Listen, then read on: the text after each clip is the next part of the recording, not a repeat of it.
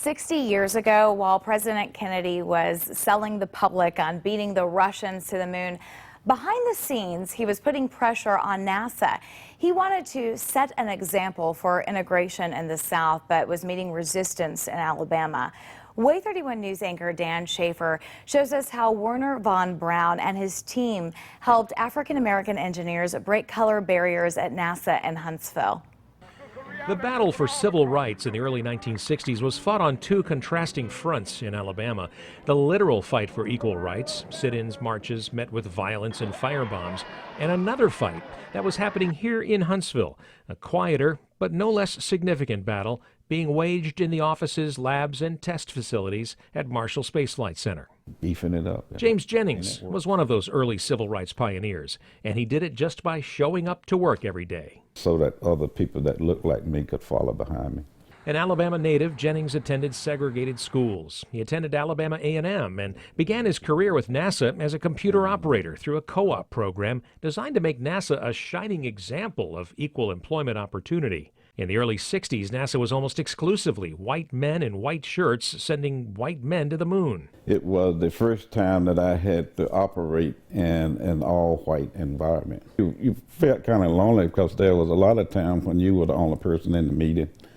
There were quite a few African-American pioneers at NASA. Charlie Smoot became a NASA recruiter, traveling the country to convince young black scientists and engineers to relocate to NASA facilities in the South. Clyde Foster helped African-Americans at NASA train for advancement and would go on to establish the first computer science bachelor's degree program in the state at Alabama A&M.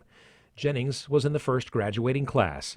They all knew if there were to be more like them, they had to set the example.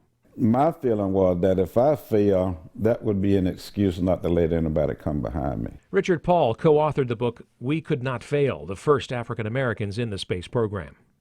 If an African-American NASA employee failed, the attitude would be, well, you know those people can't handle this kind of work. So the responsibility was there to always do their absolute best. They could not fail, and they did not fail. But despite their personal civil rights victories at work, integrated NASA facilities were still in the segregated South. Black engineers could only work alongside their white colleagues. When you step off the base, you can't use the same toilet as your coworkers. You can't get a house. You can't eat in the same restaurants. When Governor George Wallace took office in 1963, segregation forever. His divisive words and actions had an immediate negative impact on Huntsville's fledgling aerospace industry. Engineers were refusing to move here. There was talk of moving the space program out of Alabama. And the White House was growing impatient with Wallace. In this memo to the Marshall Space Flight Center Director Wernher von Braun, the administration expressed, quote, concern over the lack of equal employment opportunity for Negroes in Huntsville. Von Braun had had enough. He needed federal funds, he needed engineers, and Governor Wallace was putting his plans at risk. During a visit to Marshall in 1965, Wallace got an earful from the German scientist. A New York Times article quotes von Braun as saying, obstructionism and defiance can hurt and are hurting Alabama. Wallace never returned to Huntsville during the Apollo era. The space program didn't put an end to workplace discrimination, but Jennings says it did get better. Yeah, we have a ways to go, but you know, we made a lot of progress. Over a 40-year career, Jennings was named to the first Equal Opportunity Board at NASA.